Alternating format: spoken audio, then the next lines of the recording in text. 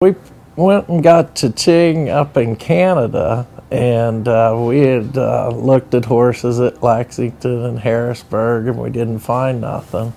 And Scott Sokol, one of Richie Gillock's owners, called me, and he said there's a couple PA breds in Canada.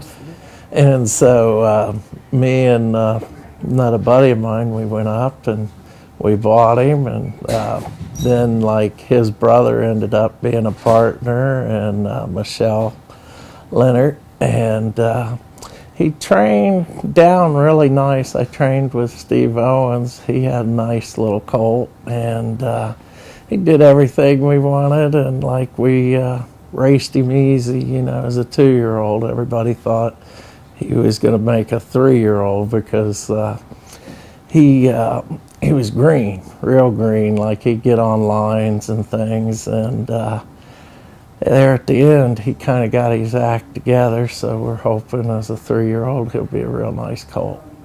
Chaching came to us mainly because of Randy Toth wanted to get a horse for his brother, because his brother really had never had a horse, and so he was wanting to get him a 2-year-old. So that's how we kind of got Chaching in the first place.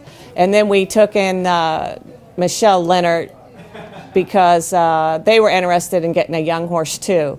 And so we took her in as a partner too.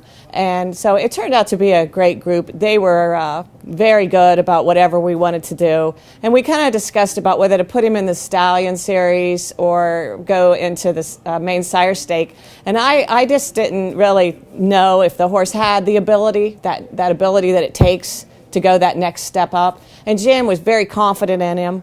And they said, you know what, let's go for the gusto. Let's go for it all. So we ended up in the sire stake, and I said, okay, let's try him in the first one. If he gets a check, we'll go on. And so sure enough, he got a 4th place. And I was just ecstatic to even get a check in it.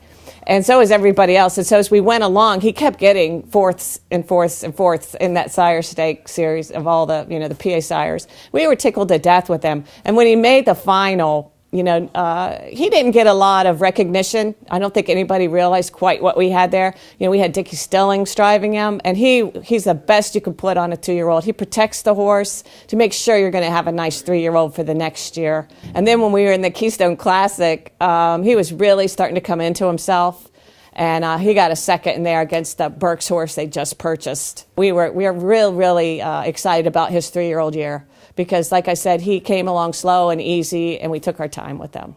So I think we're going to have a great 3-year-old year with this colt.